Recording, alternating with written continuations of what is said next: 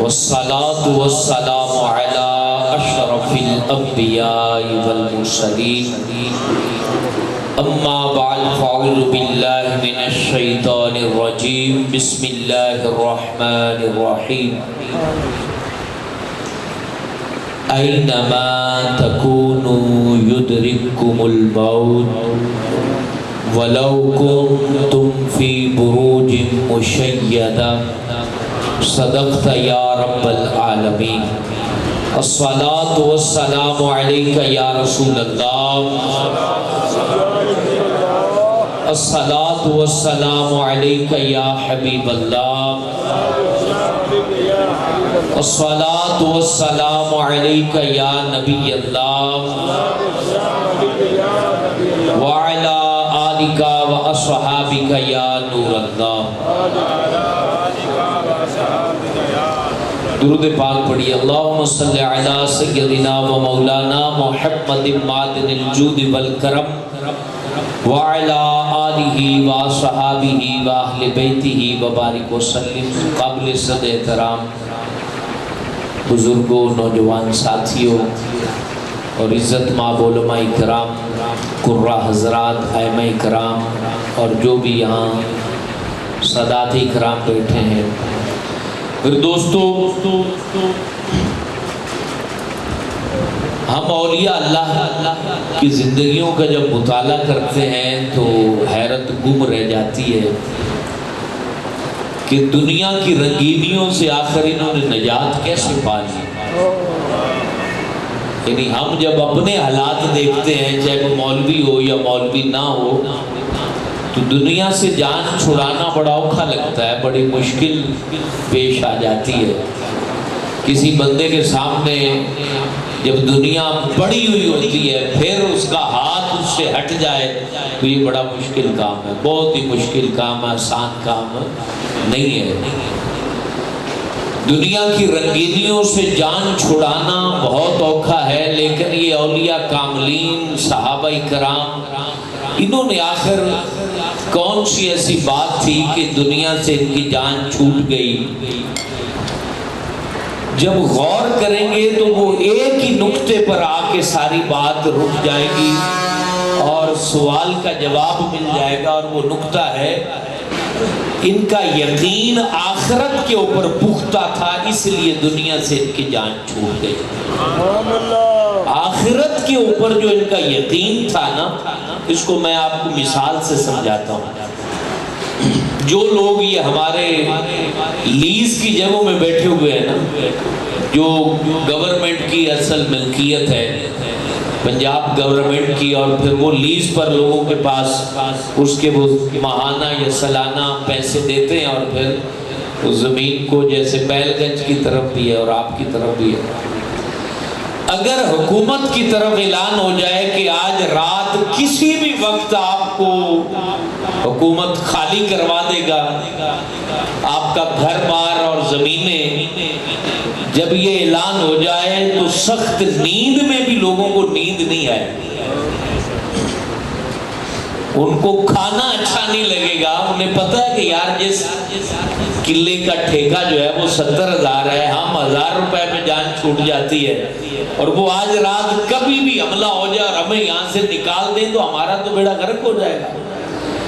تو وہ یقین، حملے کا جو یقین ہے وہ بندے کی نیند اڑا دیتا ہے، اس کو کہتے ہیں یقین. سامنے آگ جل رہی ہو اور آپ کو کوئی آ کے کہہ دے کہ ابھی اٹھا کے تمہیں اس کے اندر پھینک دیں گے، تو پورے جسم کے تمام بال کھڑے ہو جائیں گے، رونگٹے جس کو کہتے ہیں کہ کھڑے ہو جانا، اور بندہ بے چین ہو جائے گا. اس کو کہتے ہیں یقین. یہ ہے یقین کہ مجھے جو ہے اس آگ میں پھینکیں گے تو مجھے درد ہوگا، میرا جسم جل جائے گا، میں تکلیف میں مبتلا ہو جاؤں گا. جو چیز آپ کو نظر آئے اور وہ آپ کی ساری کیفیت پر حاوی ہو جائے، حقیقت میں وہ یقین ہوتا ہے. اور اولیاء کو یہ حقیقی یقین حاصل کہ آخرت قائم ہونی ہے اور آخرت کے دن ہمیں اللہ تعالیٰ کو جواب دینا ہے، ہم نے اللہ تعالیٰ کے حضور پیش ہونا ہے. یہ یقین تھا جس نے ان کی جان دنیا سے چھڑا دی، اور اس یقین نے ان کو جو ہے ایسا پختہ سونا بنا دیا کہ آج مزاروں میں آرام بھی کر رہے ہیں اور قبریں آج بھی نور چمکا رہی ہیں۔ تو قرآن مجید فرقان حمید نے اس بات کو اس طرح بیان کیا۔ اللہ فرماتا ہے اینما تکونوا یدرککم الموت، رب کہتا ہے تم جہاں کہیں بھی ہو تمہیں موت پہنچ جائے گی۔ وَلَوْ كُنْتُمْ فِي بُرُوجٍ مُشَيَّدَةٍ، اگرچہ تم پختہ قلعوں کے اندر بھی قید ہو جاؤ، بند ہو جاؤ، تو موت وہاں بھی آ جائے گی۔ یہ کن کے بارے میں قرآن میں آیت نازل ہوئی؟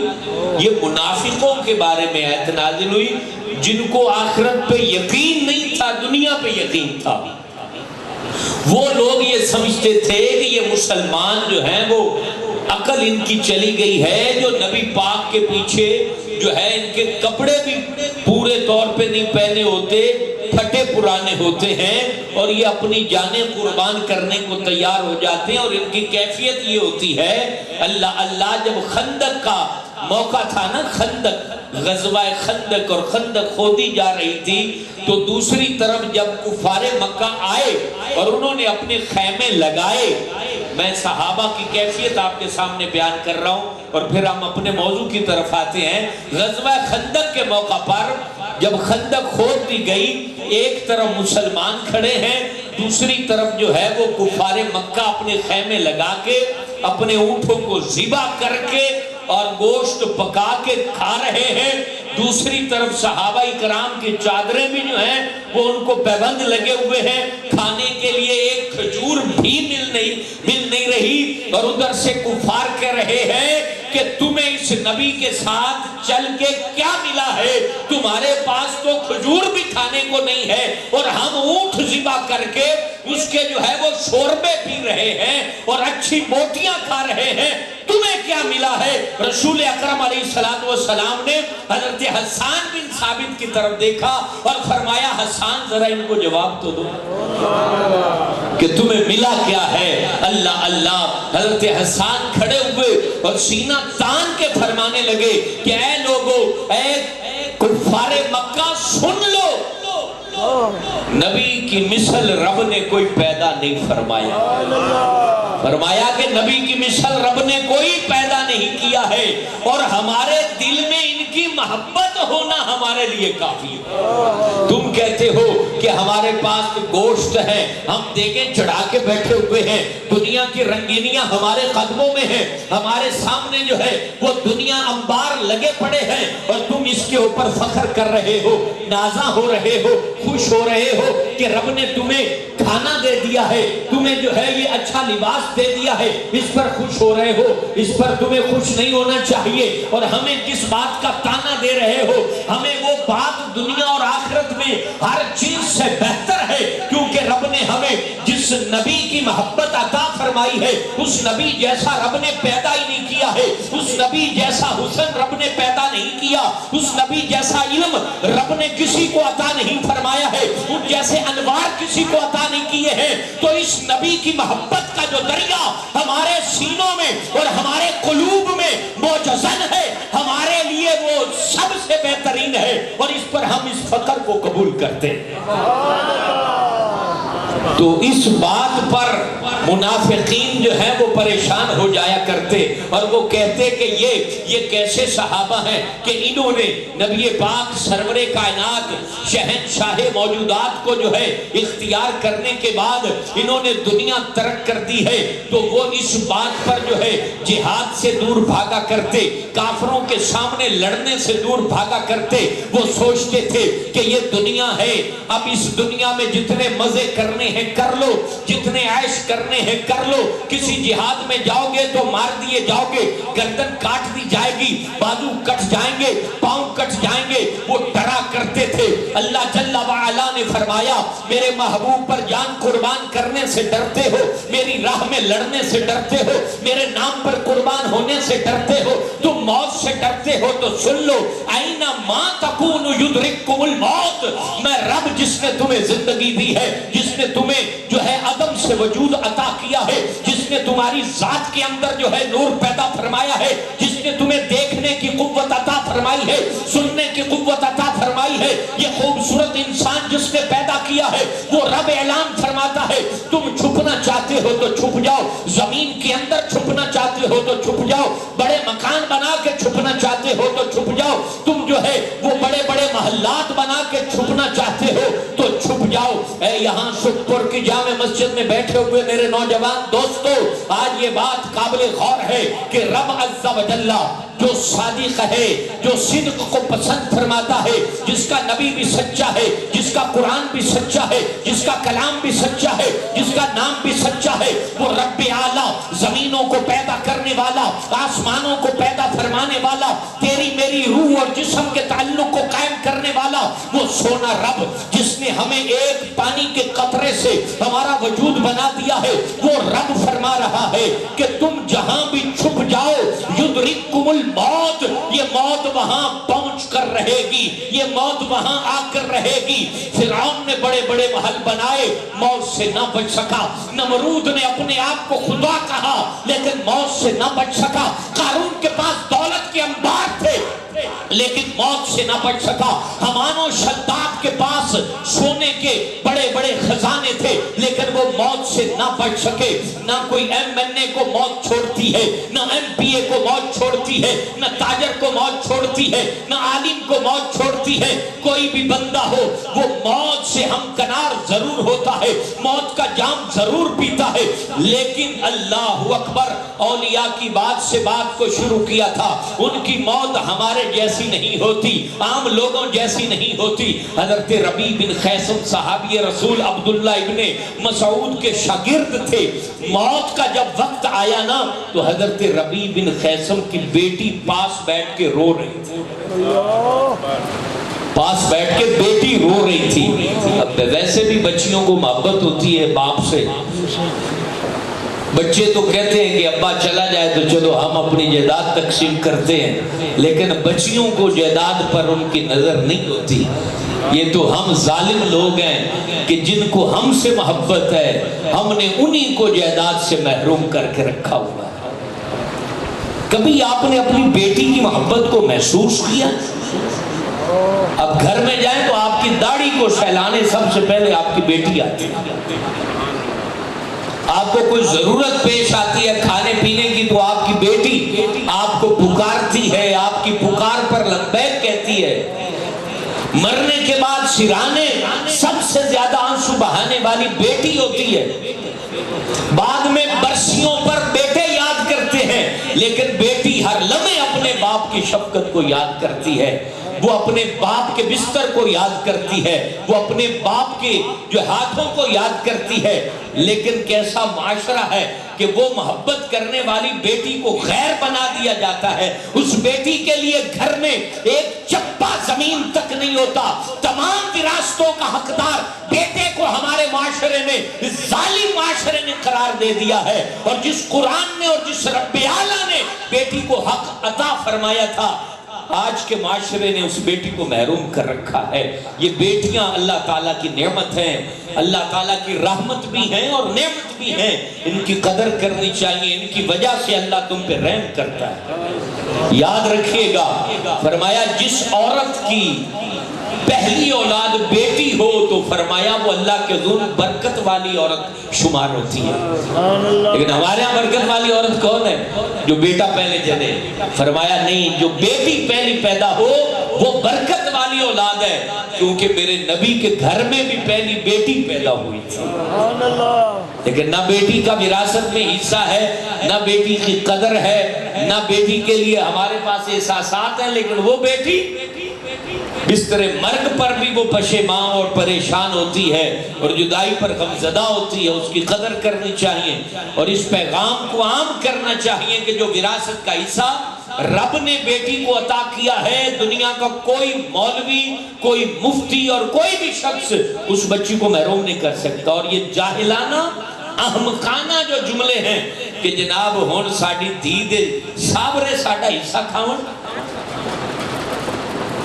تے تیرے پتر دے سابرے حصہ کھا سکتے ہیں تے دھی دے سابرے نہیں کھا سکتے ہیں؟ کبھی اس پر غور کیا؟ پتر دے سابرے کھاون کوئی مسئلہ نہیں، دھی دے سابرے کھاون وہ چنگا نہیں لگتا۔ کیسی عجیب و غریب نفسیات اور عجیب و غریب ہماری باتیں ہیں۔ اللہ کو بندہ جواب کیا دے گا؟ کتنے لوگوں کو میں جانتا ہوں کہ مرتے وقت انہوں نے وکیلوں کو بلا لیتے ہیں، پٹواریوں کو بلا لیتے ہیں کہ جلدی کرو اور ہمارے بچوں کے نام کر کے اور میرے انگوٹھے لگوا لو، بعد میں عدالت میں جو ہے نا وہ بیٹی کیس نہ کر دے، میری بیٹی کیس نہ کر دے۔ تو اگر اس بیٹی نے رب کی عدالت میں کیس کر دیا تو تمہیں کون چھڑوائے گا؟ اور جس رب کے پاس قبر میں جا رہا ہے وہاں اس نے پوچھ لیا کہ تو بے ایمانی کر کے قبر میں آئے۔ میرے دوستو، نہ میں زمین لے کے پیدا ہوا ہوں، نہ آپ زمین لے کے پیدا ہوئے، نہ آپ کی اولاد کچھ لے کے پیدا ہوئی ہے، تو رب نہ بنو، خدا نہ بنو۔ جس رب نے پیدا کیا ہے وہ پرورش کرے گا۔ اگر ایک مرلہ بیٹی کی طرف چلی گئی تو آپ کے بیٹے کی شان کم نہیں ہوگی، آپ کے بیٹے کی عزت کم نہیں ہوگی، یہ یاد رکھیے گا۔ کیونکہ جس گھروں سے بیٹیوں کے لیے رزق نکلتا ہے نا تو رب تعالیٰ اس گھروں پر رحمت بھی نازل فرماتا ہے۔ جو بیٹیوں پر رحم کرتے ہیں رب ان ماں باپ پر رحم کرتا ہے، ان بھائیوں پر رحم کرتا ہے۔ تو دل چھوٹا نہ کیا کرو، کیونکہ رب تعالیٰ تقسیم کو پسند فرماتا ہے۔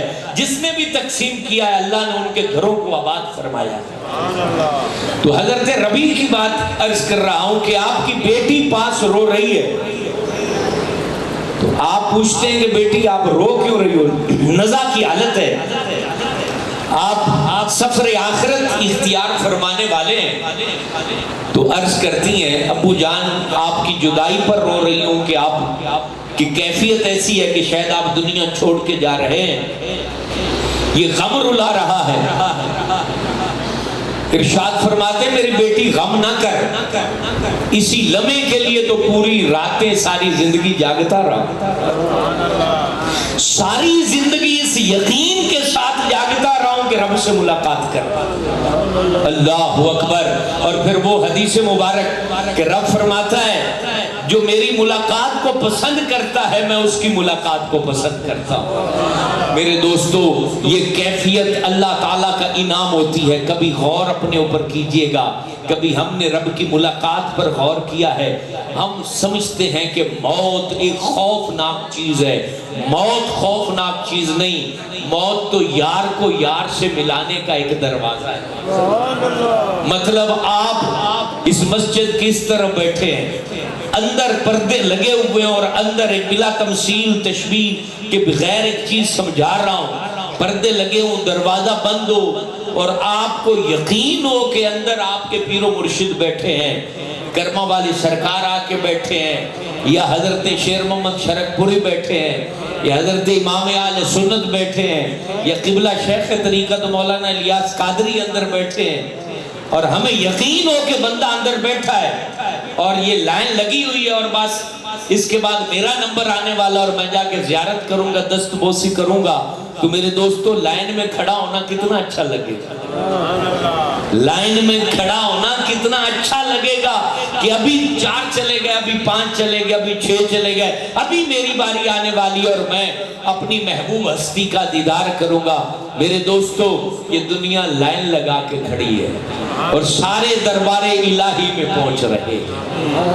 بلا تشبیہ کسی انسان سے رب کی کوئی مشابہت نہیں ہے۔ اللہ جل وعلا وہ اپنے جسم و جسمانیت سے پاک ہے، یہ بندے اپنے رب کے حضور پہنچنے والے ہیں۔ ہر پہنچنے والا خوش نصیب نہیں ہوتا، لیکن وہ خوش نصیب ہوتے ہیں جنہوں نے اس کی طلب رکھی تھی، جنہوں نے اس کی محبت میں زندگی کے شب و روز گزارے تھے، جن کی پیشانیاں سجدوں میں جو ہے وہ لطف اندوز ہوا کرتی تھی، جن کے دل اس کی یاد میں دھڑکا کرتے تھے، جو مسجدوں کی زینت بنا کرتے تھے، جو قرآن کو سینے سے لگایا کرتے تھے، جن کے شب و روز عبادت میں گزرا کرتے تھے، جن کی نگاہوں میں حیا تھی، جن کی زبان پہ قرآن تھا، جن کے ہاتھ جو ہے برائی کی طرف نہیں بڑھتے تھے، جن کے پیر جو ہے وہ برائی کے اڈوں کی طرف نہیں جاتے تھے، وہ خوش نصیب لوگ۔ حضرت ربیع بن خیثم نے کتنا خوبصورت جواب دیا، بیٹی آج میرے لیے خوشی کا دن ہے، میرے لیے مبارک دن ہے۔ جب بھی رات ہوتی تھی میں اس ارادے سے نہیں سوتا تھا کہ ہو سکتا ہے آج مجھے رب سے ملنا پڑے اور میں غافلوں میں جا کے نہ ملوں، بلکہ میں عبادت گزاروں میں جاؤں اللہ کے حضور۔ اور جب بھی دن ہوتا تو میں اللہ تعالیٰ کے لیے عبادت میں اور روزے میں مصروف ہو جاتا کہ رب سے ملاقات کا دن نہ آ جائے اور میں غفلت میں نہ پڑا رہوں۔ اور آج جب میرے اوپر نظر طاری ہے، میرا رگ رگ اور روا روا شوق ملاقات میں مست ہے، میری روح بھی مست ہے، میرا جسم بھی مست ہے، میری رگ رگ بھی مست ہے کہ آج میں اپنے معبود حقیقی سے ملوں گا، آج میں اپنے معبود برحق سے ملوں گا، آج رب اعلیٰ کس سے ملاقات کروں گا۔ اللہ اللہ ایسی زندگی جیو کہ سفر آخرت تمہیں تکلیف نہ دے، ایسا جیو کہ تمہارے لیے جو ہے وہ موت کا دروازہ گزرنا اوکھا نہ ہو۔ تمہیں جس سے ملنا ہے اس کی طلب رکھو، جس کے پاس جانا ہے اس کو محبوب بنا کے رکھو۔ اور یہاں ایک بات عرض کر دوں، فکر آخرت کا بیان ہے اور رب نے صاف صاف کہہ دیا ہے کہ موت تو آنی ہے اور آخرت کو جانا ہے۔ ایک بات یاد رکھیے گا، دنیا میں جتنے تعلق ہے نا، چاہے پیر مرید کا تعلق ہے، استاد شاگرد کا تعلق ہے، دوست دوست کا تعلق ہے، یہ اضافی تعلق ہوتے ہیں، رشتوں کی وجہ سے یہ تعلق نہیں ہوتے۔ ایک سمجھنے والی بات ہے اور اس کو لکھ بھی لیجئے گا۔ فرمایا جو تعلق تمہارے احوال کو بدل کے تمہیں رب کے قریب کرے وہ تمہارے لیے فائدہ مند ہے۔ جو تعلق تمہیں تمہارے احوال بدل کے کس کے قریب کرے؟ رب کے قریب کرے، وہ فائدہ مند ہے۔ جو پیر تمہیں رب کے قریب نہ کر سکے وہ بیعت تمہارے فائدے کے لیے نہیں ہے، کیونکہ پیر خود فی نفس ہی مقصود نہیں ہے، پیر وسیلہ ہے جو آپ کو پکڑ کے رب کے دربار میں پہنچاتا ہے۔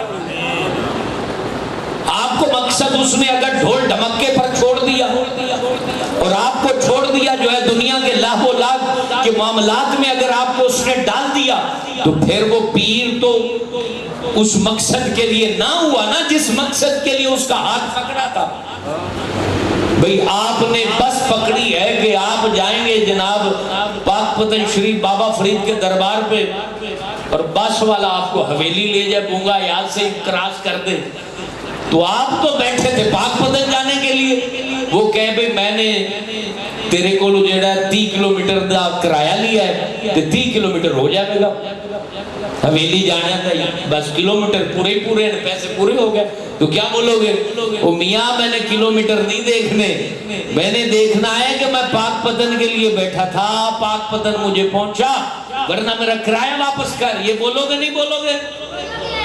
تو بندے نے بیعت کی ہے رب تک پہنچنے کے لیے اور بندہ رب تک پہنچانے کی کوشش ہی نہیں کر رہا، تو پھر بتاؤ کہ وہ بیعت کروا سکتا ہے؟ نہیں کروا سکتا، وہ بیعت نہیں کروا سکتا۔ جو پیر خود نماز نہیں پڑھتا وہ تمہیں رب سے نہیں ملوا سکتا، جو پیر خود بدکاری سے نہیں بچتا وہ تمہیں روحانیت نہیں عطا کر سکتا، جو پیر خود پردہ نہیں کرتا وہ تمہارے بدن کے اندر نور داخل نہیں کر سکتا، جو پیر خود شریعت پہ عمل نہیں کرتا وہ تمہیں شریعت کا نور نہیں دلا سکتا۔ یہ حق بات کہہ رہا ہوں، اور خالی تویز دھاگا لکھنا پیری مریدی نہیں، کیونکہ حضرت علی پیروں کے سردار ہیں اور انہوں نے کبھی تویز لکھ کے نہیں دیا اور اس وجہ سے وہ پیروں کے سردار نہیں بنے۔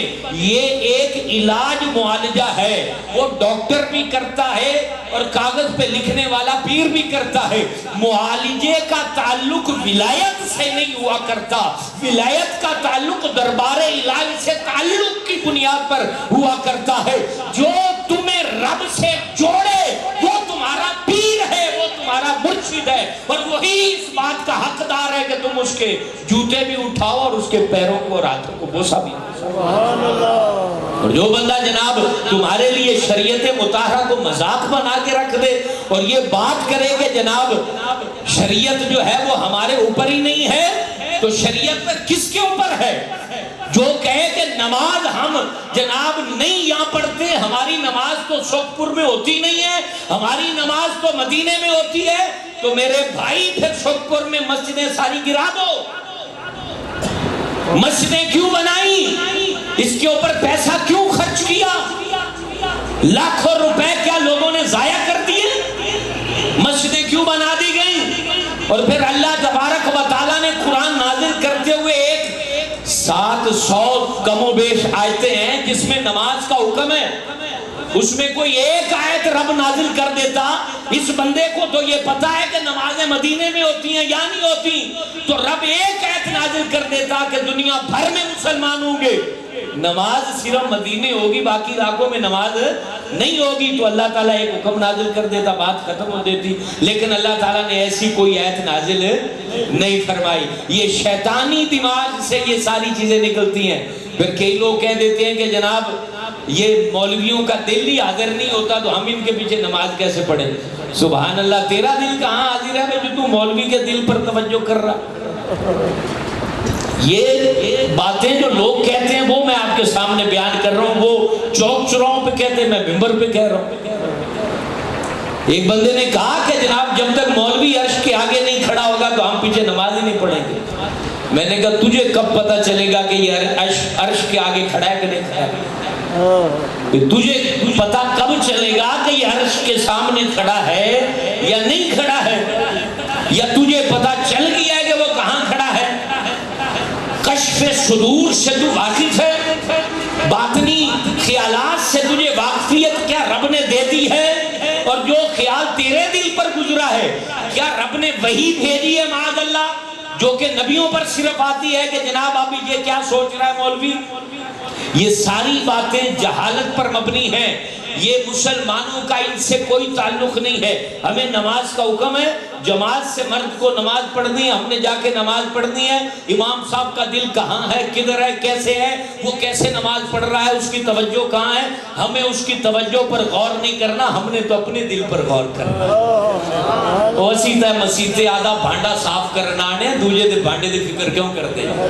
اپنا دل کا برتن کبھی صاف کرنے کا سوچا ہے کہ میرے دل کا برتن کتنا صاف ہے، میری سوچ کتنی پاک ہے، میری فکر کتنی پاک ہے؟ تو میرے دوستو یہ بات حقیقتیں ہیں کہ مرشد جو ہوتا ہے وہ تعلق باللہ کے لیے پکڑا جاتا ہے.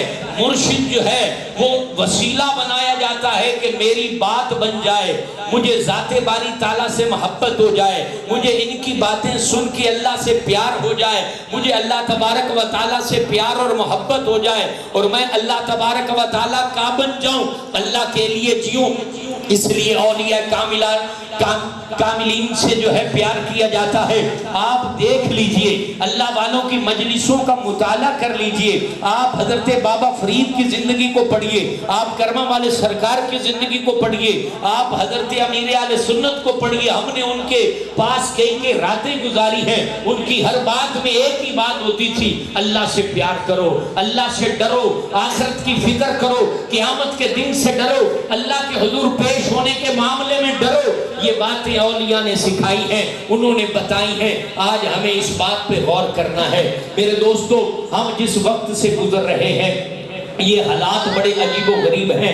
دنیا اپنی تمام رنگینیوں کے ساتھ ہماری طرف حملہ آور ہے اور اللہ تعالیٰ نے اس کو واضح طور پہ قرآن میں بیان کیا ہے. اللہ فرماتا ہے اعلموا انما الحیات الدنیا لعب ولہو وزینۃ وتفاخر بینکم وتکاثر فی الاموال والاولاد. یہ اللہ قرآن میں کہہ رہا ہے اور کن الفاظ سے کہہ رہا ہے؟ اعلموا، جان لو، انما الحیات الدنیا، یہ دنیا کی زندگی، لعب و لہو، یہ کھیل کود ہے. اب یہ اللہ کہہ رہا ہے. اس طرح کے بیان جو ہے وہ کبھی کبھی ہوتے ہیں لیکن کبھی کبھی سن لیا. یہ ضروری ہوتے ہیں، ہمارے نفس کا علاج بھی تو نا۔ اب اللہ کہہ رہا ہے اعلموا، جان لو، سمجھ لو۔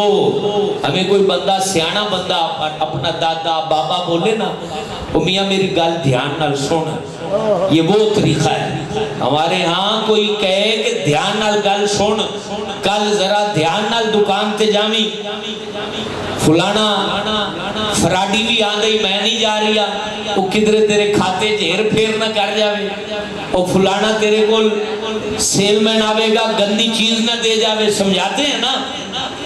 ابا کہتا ہے کہ دھیان نہ جاویں، تو پھر ہمارے دماغ میں بات ہوتی ہے کہ ابے نے سمجھایا ہے، وہ بڑی دکانداری کو جانتا ہے، تو وہ اب اس بندے سے میں نے کیسے ملنا ہے، دھیان سے ملیں گے، غور سے ملیں گے۔ میرے دوستو، جس رب نے دنیا بنائی ہے، سبحان اللہ، اچھا بولیے سبحان اللہ، جس رب نے دنیا بنائی ہے، تسی آکھدے نہیں دے اے میرے ہتھاں وچ جناب وڈا ہویا ہے، آکھدے جے نا؟ تسی جدوں کسے چھوٹے بندے نو دھمکی لانی ہوئے تو کی آکھدے جے؟ تو میرے ہتھاں وچ وڈا ہویا ہے، تو آدھے آپ کو بڑا ذہین سمجھنا ہے۔ جس رب نے لفظ کن سے اس پوری دنیا کو بنا دیا، وہ رب اپنے بندوں سے کہہ رہا ہے اعلموا، دھیان سے جان لو، کان کھول کے سمجھ لو، انما الحیات الدنیا، یہ دنیا کی زندگی لعب و لہو، یہ کھیل کود ہے۔ تم سمجھ رہے ہو کہ لنٹر پا لیں تو ڈگنے کوئی نہیں، بندہ سمجھ رہا ہے کہ لنٹر ڈال لیے ہیں تو اب شاید موت نہیں آنی، بندہ سمجھ رہا ہے کہ میرے بینک میں اب 10 لاکھ پڑا ہے تو اب مجھے فکر نہیں، بندہ سمجھ رہا ہے میرے تو اب چوکیدار بہت زیادہ ہیں، اب مجھے کوئی مسئلہ نہیں، بندہ سمجھ رہا ہے کہ اب تو میری دکان بڑی چل گئی، اب ٹینشن نہیں، بندہ سمجھ رہا ہے دوست بڑے ہیں، اب گھبراہٹ نہیں۔ اللہ اللہ، رب کہہ رہا ہے لعب و لہو۔ جب گراؤنڈ میں ابھی ہم آ رہے تھے تو گنگا یاد کے گراؤنڈ میں فٹ بال بچے کھیل رہے تھے، جب گراؤنڈ میں بچے کھیلتے ہیں نا، انہیں کوئی ٹینشن نہیں ہوتی، انہیں فکر نہیں ہوتی، حالانکہ وہ میچ کتنے 1 گھنٹے کا ہوتا ہے، 2 گھنٹے کا ہوگا، 3 گھنٹے کا ہوگا، وہ 3 گھنٹے کو اپنی دنیا سمجھ چکے ہوتے ہیں، 3 گھنٹے کو سمجھتے ہیں کہ شاید یہی دنیا ہے، لیکن جب کھیل کود ختم ہوا، وہاں شاپر پڑے ہوتے ہیں، گراؤنڈ ویران پڑا ہوتا ہے، خالی کچھ بھی نہیں۔ اللہ اللہ، اسی آیت میں اگلے حصے میں پھر اللہ نے اس مثال کو بھی بیان فرمایا۔ اللہ فرماتا ہے یہ دنیا کھیل کود ہے، وزینتم، یہ دنیا زیب و زینت ہے۔ تسی جناب آدھا سرخی پوڈر کر کے سمجھ دے جے کسی بڑے سونے لگ دے پہ ہیں، اور ساری زندگی بڑی جناب چمکدار ہو گئی۔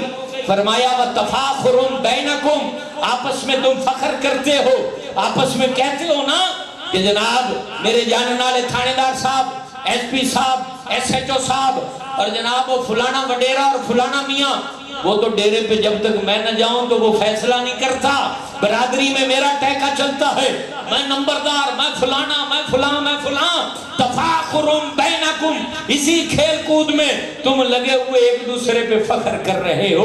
وتکاثر فی الاموال والاولاد، بتاتے ہو میرے 10 پتر، میرے 12 پتر، میرے 4 پتر، میرے اتنے پتر، اور میری اتنی جائیدادیں، میری اتنی دولتیں۔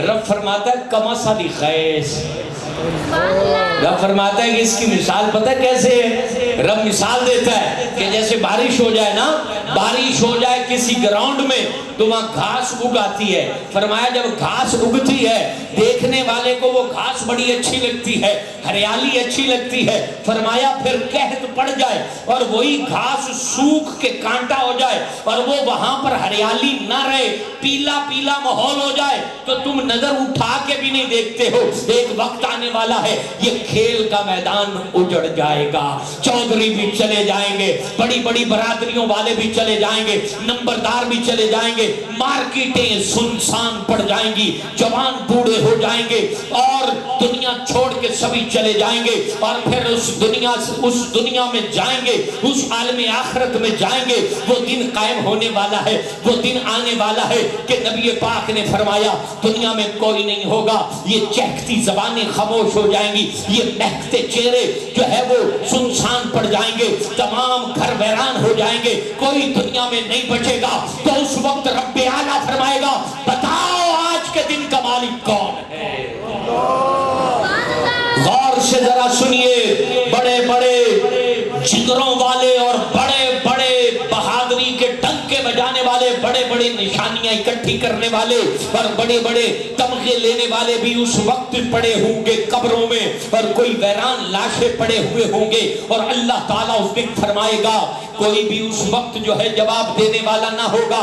रब कहेगा बताओ आज के दिन का मालिक कौन है और फिर वो खुद ही जवाब देगा अना रब्बुकुमुल आला, मैं ही हूं तुम्हारा रब जो बुलंद व बाला है। उस दिन अल्लाह की बादशाहत है, अल्लाह मालिक यौमिद्दीन। हर नमाज में हर रकत में बंदा पढ़ता है और बंदे को बताया जाता है तेरी जवानी भी आरजी, तेरी दौलत भी आरजी, तेरा घर भी आरजी, तेरा मकान भी आरजी, तेरे रिश्ते भी आरजी, तेरी दोस्तियां भी आरजी, तेरे ये तमाम मामलात जो है ये आरजी हैं, आखिरत यकीनी है। रब ताला कुरान में बार बार फरमा चुका है और अल्लाह तबारक व ताला ने ये बार बार कहा है कि धोखे में ना रहो। यौमा यफिरुल मरउ मिन अखी व उम्मिही व अबी व साहिबातिही व बनी लिकुल्लि इम्रिइन मिनहुम यौमइज़िन शानुन युगनी। अल्लाह ताला बार बार कुरान में कहता है उस दिन से डर जाओ जिस दिन भाई भाई से दूर भागेगा, बेटा बाप से दूर भागेगा, बाप बेटे से दूर भागेगा, कोई किसी का जो है सुनवाई करने वाला ना होगा। उस दिन जो है अल्लाह तबारक व तआला ने साफ साफ कहा है अल कारिअतु मल कारिआ वमा अदराक मल कारिआ यौमा यकूनुन नासु कल फराशिल मबसूस व तकूनुल जिबालु कलहिनिल मनफूश। दिल दहल जाएंगे उस दिन, जबान सूख के कांटा हो जाएगी, प्यास शिद्दत की लगेगी। इनको हदीसों में बयान किया गया है हर बंदा पशेमां होगा। लिकुल्लि इम्रिइन मिनहुम यौमइज़िन शानुन युगनी। कुरान ने कितनी खूबसूरत अल्फाज में कहा है हर बंदे नु आदि पई होनी है। अल्लाह हर बंदे नु आदि पई होनी है कि मैनू यार अरश दा साया लग जावे, पानी दे दो कतरे मिल जान। और हमारे यहाँ क्या होती है कैफियत, बेली बैठे हो तो सी नमाज छड़ देंगे। ऐसा है कि नहीं, नमाज छड़ देने कि यार बेली बैठा नाराज हो जाएगा कि मुल्ला मौलवी और मसीते वड़ गई है। मेरी गल मैं ना दूरों आया ना ना जेड़ा बेली रब तो दूर करे वो बेली बेली नहीं, जेड़ा आखिरत नु भुला देवे वो बेली बेली नहीं, जेड़ा आखे आवी यार नवी फिल्म आई है वेख लईए वो बेली नहीं, जेड़ा दसे कि आज मैं प्यो दी जनाब इन्नी बेइज्जती कीती है वो बेली नहीं, जेड़ा तुहानू बेअदब गुस्ताख बना रही है वो बेली तुहाडा नहीं हो सकता, जेड़ा तुहाडे आस्ते खड्डे खोद रही है वो बेली नहीं हो सकता। और वैसे भी बुजुर्ग आखदे न हर बेली बेली भी नहीं होगा। वो किसी बाबे की बात यहाँ पर ये चूंकि नौजवान भी बैठे हैं और सबक हर तरह का हो जाए, फिक्र आखिरत के साथ साथ दुनिया की भी बेहतरी की बात। एक बाबा था और वैसे भी हमारे यहाँ मेरे दोस्तों एक बहुत बड़ा नुकसान ये हुआ है कि हमने बाबों से ताल्लुक छोड़ दिया। पहले लोग अपने बड़ों के पास जाके बैठकों में बैठा करते थे, कोई गल सुन ले, कोई कहानी सुन ले, कोई पुराना कौल अखान सुन लिया। इंदी दलील तुसी किसी भी नौजवान को पूछो ना कि पंजाबी दा कोई अखान सुना दे, पंजाबी दा कोई अखान सुना दे तो तुहानू लड़कियां कोलों कोई अखान नहीं मिलेगा। हालांकि ये जेड़े अखान होंदे ने इन्हां च बड़ियां बड़ियां कहानियां होंदियां, जिवें बाबे आखदे ने कि हत्थां नाल पीछे गड्ढ दंदां नाल खोलनी पैंदी। ये अखान है कि जेड़ियां गड्ढां हत्थां नाल बंदा पांदा है ना वो दंदां नाल फिर खोलनियां पैंदियां। बे बंदा करतूत आदे हाथ नाल निके निके करदा है, फिर वो इन्ने वड्डे करतूत हो जाते हैं कि फिर दंद भी टुट जाते हैं बंदे दे। करतूत सुधरदे ते संवरदे नहीं। तो एक बुजुर्ग थे, उसने अपने बेटे को नसीहत की कि पुत्र बेली अबल तक बनावी ना, अगर बनावी तो जरा ख्याल ना बनावी, क्योंकि हर हाथ मिलान वाला बेली नहीं होता, हर हाथ मिलान वाला बेली नहीं होता। फिर उन्होंने समझाया, उन्होंने कहा कि बेटा मैंने जिंदगी में एक बंदा दोस्त बनाया है, एक बंदा दोस्त बनाया है जिसे दोस्त बोलते हैं। आपने फरमाया कि इस तरह कर, जो तेरा जिगरी यार है ना। बाबे ने क्या किया, दुम्बा ज़िबा किया, बोरी में डाल दिया और कहा कि बेटा ये बोरी खून निचड़ रहा है, अपने जिगरी यार के दरवाजे पे जा और दरवाजे पर दस्तक दे और कहे कि मुझसे कत्ल हो गया है, तो ये जरा लाश है तो अंदर इसको दफन कर दे, मुझे कोई पकड़ ना ले, तुम्हारी तरफ कोई आएगा नहीं, मेरे घर में कोई आएगा तो फिर वहां सबूत नहीं होगा। तो उसने दरवाजा खोला, पता चला तो उसने बंद कर दिया। उन्होंने कहा भाई दफा हो तुम, मैंने क्यों रोड़े पाना दिया। फिर उन्होंने वापस आ गया और कहा कि अब तुम मेरे जिगरी यार के पास ले जा। वहां ले गया, उसको वो वही बात बताई कि मैं फलाने आपके दोस्त का बेटा हूं और ये गलती हो गई है। तो कहा भी ठीक है, बोरी पकड़ा दे, अगर बेली का पुत्र है तो फिर कुछ करना। घर में जाके उसने जो है वो दफन किया। उसने बोरी खोली नहीं, उसी तरह वो दुम्बा जो था उसको उसके अंदर डाल दिया, गड़े में ऊपर मट्टी डाल दी, ऊपर घास लगा दी। जब घास लगा दी ना, अब बेटे ने आके सारा माजरा बताया भी आपके बेली ने ये काम किया है। अब दूसरा इम्तिहान दोस्त का हो रहा है। कहा कि मेरे दोस्त को जाके बोल कि मेरा अब्बा कह रहा है कि वो तो है ही फराटी बंदा, किसके हथे तू चढ़ गया। ये नहीं, अब गलत बात कही उसको गुस्सा दिलाने के लिए। जहां वो आग मेरा अब्बा आगदा पिया, वो किधर को तू चला गया, वो बंदा था ठीक नहीं। उस बंदे ने जब आगे दरवाजा बजाया ना और आके कहा कि मेरा अब्बा ਤੁਹਾਡੇ पार हुआ है, गल कर रही है, तो पता उसने जवाब क्या दिया कि बेटा अपने अब्बू से कहे कि हमने जो पौधे लगाए हैं ना, अब हम वो उखेड़ने वाले नहीं हैं। यानी वो जो हमने चीज छुपाई है, दोनों बातें कर दी कि जो दोस्ती का पौधा लग चुका है अब वो उखड़ने वाला नहीं, और कहा वो जो ऊपर पौधे लगाए अब वो हम उखेड़ने वाले नहीं। फिर अपने अब्बू को बताया, कहा कि बेटा ये होता है दोस्त, ये होता है दोस्त। तो मेरे दोस्तों, आज हमने जिसको दोस्त बनाया हुआ है ना, इनमें एक बहुत बड़ी तादाद है जेब खाली हो तो नजर नहीं आते। इनमें बहुत बड़ी तादाद है जो हाथ पकड़ के फांसी के अड्डों पर ले जाती है। इनमें बहुत बड़ी तादाद है जो गलत राहों पर चलाती है, बेकार रास्तों का तारुफ कराती है।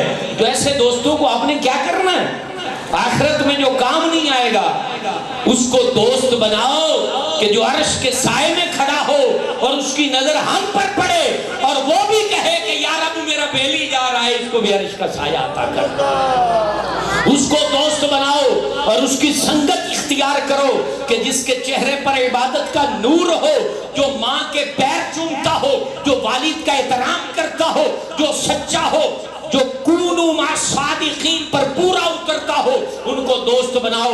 और फिक्र आखिरत में जो मुआमिन साबित हो उसको दोस्त बनाओ। मेरे दोस्तों, हजरत याहिया बिन मुआज की बात भी सुनते जाइए, फिर हम अपने बयान को इख्तिताम की तरफ लाते हैं। हजरत याहिया बिन मुआज आखिरत के मुतालिक फरमाते हैं कि कई लोग ऐसे हैं कि दुनिया का नशा वो पी चुके हैं, मतलब दुनिया की मोहब्बत की शराब को पी चुके हैं, अब मौत की घंटी उनको उठाएगी।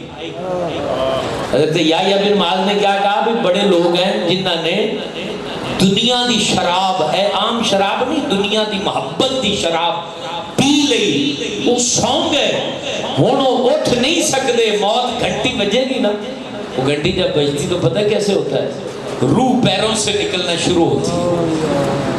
दो वजहों से हिकमत है कि पैरों से रब रूह निकालता है। पहली वजह, इधर से निकलना शुरू होती तो ये भागता, किसी के काबू में ना आता, पैरों से रूह निकाल दी ताकि अब ये भागे ना, अब ये कहीं जा ना सके, अपने रिश्तेदारों को तंग ना कर सके, परेशान ना कर सके। اور دوسری وجہ کہ سینے تک آتے آتے توبہ کر لیں، سینے تک آتے آتے، کیونکہ کافر کی توبہ قبول نہیں لیکن مومن کی پھر بھی قبول ہے۔ یعنی جب ٹخنوں سے نکل کے گھٹنوں میں آتی تو سونا رب آگدا ہن معافی مانگ لے، ہن معافی مانگ لے، میں ہن معاف کر دیں، یہاں تک کہ سینے پہ آتی ہے۔ اور پھر جب یہ سینے پہ روح چلی جاتی ہے نا تو یہ نیچے جو ہمارے گردے ہیں، پھیپھڑے ہیں، یہ مر چکے ہوتے ہیں، اس ٹائم یہ سانس کھینچنے کی طاقت ڈاکٹری لحاظ سے بھی ختم ہو چکی ہوتی ہے۔ اس وقت بھی اگر بندہ اللہ کی طرف رجوع لائے تو اللہ معاف فرما دیتا ہے اور اس کو اپنے حضور قبول فرما لیتا ہے۔ اور اس انداز سے جو ہے فرمایا پھر جب آخری ہچکی لیتا ہے، کیونکہ آخر میں یہ سانس چل رہی ہوتی ہے، اندر نہیں جا رہی ہوتی، ایک سائیڈ کی سانس، اور پھر یہاں ہوتا ہے بس یہ آخری ہچکی، اس کو حضور نے فرمایا اس ہچکی سے پہلے بھی معافی مانگو گے تو رب معاف فرما دے، رب معاف فرما دے۔ اور اس ٹائم پھر اس کی آنکھیں یوں چھت کو لگی ہوتی، چھت کو لگی ہوتی، اور اس ٹائم فرشتہ نظر آتا ہے۔ دو کیفیتیں ہوتی ہیں، اللہ والے کو تو پہلے ہی روح نکالنے سے پہلے 70,000 نورانی فرشتے ہاتھ باندھ کے کھڑے ہوتے ہیں، کیونکہ رب دا بیلی ہے۔ وہ بھائی جدو تسی آدھے بیلی دے گھر جانا ہوئے تے قاصد الگ انداز نال دعوت دے گا، گل سمجھ آ رہی ہے؟ بیلی دے گھر جانا ہوئے تے بیلی قاصد الگ رنگ وچ بھیجے گا، تسلی کر کے بھیجے گا کہ ذرا تقید کر کے آویں، تسلی نال میرا پیغام دے کے آویں۔ تو جدو بندہ آدھے بیلی کو جا رہی ہے تو پھر یہ سختیاں نہیں، پھر کیفیت الگ ہے۔ 70,000 نورانی فرشتے ہاتھ بن کے پیغام دین کہ رب تعالیٰ ملاقات فرمانا چاہتا ہے، اور پھر اس طریقے سے اس کی روح قبض ہوتی ہے کہ فرشتے بھی حیران ہیں اور غلمان بہشت بھی فخر کر رہے ہیں اور حوران جنت بھی اس پر فخر فرما رہے ہیں۔ یہ وہ لوگ ہیں جن کو آخرت پہ کامل یقین تھا، اور اللہ تعالیٰ نے بار بار قرآن میں کہا ہے کہ یہ دنیا باقی نہیں ہے، یہ دنیا فانی ہے اور میرا نام باقی ہے اور آخرت باقی رہنے والی ہے۔ آج یا ماہانہ درس قرآن میں آنے والے میرے تمام دوست، میرے بزرگ جو حضرت علامہ قبلہ مولانا قاری رفاقت علی اتاری قادری زیدہ مجدوح کی دعوت پر یہاں آئے ہیں، تو میرے دوستو آج اپنے دل کو آخرت کی طرف متوجہ کرنے کا پیغام لے کے جائیے، اپنے آپ کو یہ سوچ دے کے جائیے کہ ہم نے اس دنیا سے آخرت کی طرف منتقل ہونا ہے، تو وہ منتقل ہونا پشیمانی کے ساتھ نہ ہو، گھبراہٹ کے ساتھ نہ ہو، وہ مصیبت کے ساتھ نہ ہو، وہ ہمارے چہرے کے اوپر جو ہے سیاہی نہ آئے۔ وجوہ یومئذ مسفرہ ضاحکۃ مستبشرہ ووجوہ یومئذ علیہا غبرہ ترہقھا قترہ۔ یہ دونوں تقسیمیں رب نے کر دی ہیں۔ کچھ لوگوں کے چہرے چمک رہے ہوتے ہیں میدان معاشر میں، کوئی مسکرا رہے ہوتے ہیں، کوئی خوش ہو رہے ہوتے ہیں۔ کل ہی میٹرک کا جو ہے وہ رزلٹ آؤٹ ہوا ہے، قاری صاحب خود ایک سکول کے جو ہے وہ وہاں مینجمنٹ ڈائریکٹر ہیں، ان سے پوچھئے جن کے نمبر 900 سے اوپر یا 1000 کے اوپر آئے ہیں ان کے چہروں پر مسکراہٹ، ان کے ماں باپ کے چہروں پر مسکراہٹ۔ میٹرک کا رزلٹ ہے، انسان کے 15 سال یا 16 سال کی عمر کے بعد میٹرک بندہ پاس کرتا ہے، اچھے نمبروں والے کا دادا بھی خوش ہو رہا ہوتا ہے، اس کا ابا بھی خوش ہو رہا ہوتا ہے، اس کی ماں بھی خوش ہو رہی ہوتی ہے۔ میرے دوستو یہ 16 سال کی زندگی کی تعلیم کا جو ہے رزلٹ آئے تو ہمارا وجود خوش ہوتا ہے۔ جب پوری زندگی کے امتحان کی ڈگری رب ہاتھ میں پکڑائے گا، فَأَمَّا مَنْ أُوتِيَ كِتَابَهُ بِيَمِينِهِ فَيَقُولُ هَاؤُمُ اقْرَءُوا كِتَابِيَهْ۔ رب قرآن میں کہتا ہے، پھر وہ ڈگری یوں دکھائے گا، دیکھو رب نے مجھے کیا انعام عطا فرمایا، ہاؤ اقرؤوا کتابیہ۔ پھر پتہ چلے گا معاشر میں حافظ کی اماں کتنی خوش ہوتی ہے، قاری کی اماں کتنی خوش ہوتی ہے، عالم کی اماں کتنی خوش ہوتی ہے۔ یہ تو معاشر کا میدان بتائے گا کہ تہجد میں رونے والے کا باپ کتنا خوش ہو رہا ہے۔ یہ تو